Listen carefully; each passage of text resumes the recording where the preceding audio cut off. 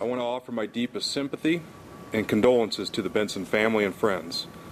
On behalf of my command staff and on behalf of all members of the Omaha Police Department, I promise the family, I promise this community that my homicide investigators, my gang investigators, will work around the clock, leaving no stone unturned to solve this homicide. In addition, I will bring in any resources needed to push for resolve in this case. This morning at 9:43 a.m., multiple gunshots were fired near the intersection of 44th Avenue and Emmett Street. Numerous citizens called 911, and an Omaha police officer was patrolling in the area, heard the gunshots, and immediately responded. That officer located 5-year-old Payton Benson at a residence near 45th and Emmett Street, one entire city block away from where we believe the gunshots were fired. Payton is the daughter of Tabitha Manning and Marvin Benson.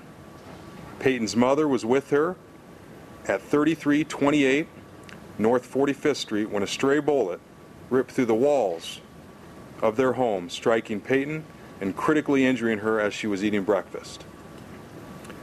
Payton was transported by rescue squad where she was pronounced dead shortly after arrival. We do not believe that Payton's house or anyone associated with the house or who resides in the residence was the intended target of the bullet. However, this case is clearly a criminal homicide. We know that several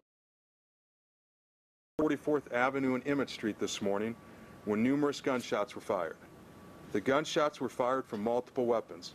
And I'm going to say that again because it's going to be an important piece coming up at the end. The gunshots were from multiple weapons. The area has had recent gang and gun violence leading up to today. The suspects were described as black males. The suspect vehicle was described as a dark-colored Jeep-type sport utility vehicle. Omaha police officers have located a vehicle matching this description at the St. James Manor apartment complex in the area of 61st and Spencer Street. Detectives are determining if this vehicle is involved. I have authorized the release of a still photo recovered from a surveillance video of the possible suspect vehicle in this incident. We are asking for the public's help with identifying the 3 men shown in the photo. I am also releasing a photo of the vehicle recovered at St. James Manor this morning after the homicide occurred. Anyone with information about this homicide is encouraged to call Crime Stoppers at 444-STOP. The reward for tips leading to arrest in this case will be $5,000. Tips to Crime Stoppers will remain anonymous.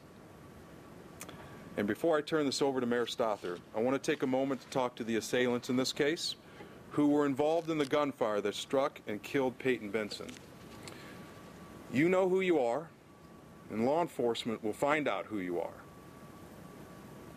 It may not have been your bullet that struck this little girl, so do the right thing and do yourself a favor in the process. Come down and talk to law enforcement and tell us what you know. Mayor Stother. Thank you, Chief. First, I want to express my sympathies to Payton's parents, Marvin Benson and Tabitha Manning, and your entire family. Your loss is our community's loss. To Councilman Ben Gray, we share your grief, and your friends and your colleagues are praying for you and your family. In our city, every life matters, and every violent death is unacceptable. When a child becomes a victim of such an unthinkable act, we must all stand together to support the family, and then we must be part of the solution. I have to share something with you. At 7:30 this morning, I was standing in the new Walmart store at 50th and Ames with Councilman Gray and hundreds of new Walmart associates and employees. We celebrated the opening of the first Walmart store in North Omaha and the opportunities that come with it for jobs and even more development. Such a positive event for the community. 2 hours later, and less than 2 blocks away, little Payton was killed. The excitement was gone. It was replaced with grief and anger, and rightly so. As a parent, Payton's death hurts deeply. As mayor, it makes me more and more committed to keep our city and everyone who lives here safe. Chief Schmatter has my complete support. I have pledged to him the resources he needs to address violent crime. Public safety is, and always has been and always will be, my #1 priority. Chief? Thank you, Mayor. I'll go ahead and take some questions. There's a lot of media outlets here. Please say your name, what media affiliations you're with, and let's take some questions. Dave Roberts, KMTV. Have any witnesses come forward in this case at all, and have they been able to provide any information yet at this time? Dave, you know me well enough that I'm not going to get into a whole lot of details with this case right now, but I can tell you this. We have information. We have leads in this case. This is not a situation where we have nothing to follow up on. This is a solvable case. We're going to work it extremely hard. Chief, if this child had just been wounded, Tom Beck on Coil Radio, if this child had just been wounded, we wouldn't have heard about this story. We heard about the case of that 2-year-old toddler who had been shot through a stray bullet. How prevalent is this sort of incident from happening in the community? In this particular instance today, the bullet came from over a city block away. Anytime you have gunfire in a community, when it's gang and gun violence, even if the two targets shooting at each other are gang members, those bullets know no boundaries, they know no target, they're going to land where they land. And that's why the city and the citizens, along with law enforcement and all our community leaders, need to stand up and say enough of this. Enough of the gang violence, enough of the random shootings, and enough of resolving the disputes in such a miserable manner. Chief Brian Mastry, WWT, do you know who these guys were shooting at, and is that for certain, do you believe, the suspect's vehicle? Showing that vehicle, it's possibly the suspect's vehicle. I'm not going to speak in definitives less than 24 hours after the case. Brian, we have a lot of information on this particular case. You know I'm not going to answer portions of that question. I will say this, we feel we have a decent idea. Chief Lindsay Beast, KMTV. What is the police department doing out in that neighborhood now? Are you guys stepping up patrols or doing anything to make sure people in that neighborhood feel safe?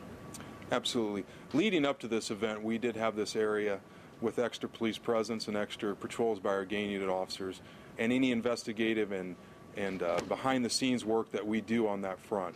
In the aftermath of this shooting, you'll see a lot more police presence in the area, a lot more police presence in any other area that we think may be associated with retaliatory gunfire. Chief, Chief will take one more question. Chief Tom Stanton, KFAB. Hi, Tom. $5,000 reward being offered through Crime Stoppers. Is that unprecedented? Is that a higher amount than normal? Obviously, you're hoping money will help solve the case here. Sure. Usually it initially starts out at $1,000. We do have cases where private donors or companies or other entities will up that ante. I've seen them as high as $50,000. The start for Crime Stoppers on this one is $5,000, and that should be viewed as how egregious we feel this crime is.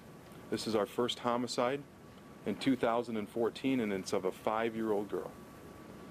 And let me just close by saying law enforcement and this case are going to be deeply intertwined until it's resolved. Thank you, everybody, for coming. Have a good evening.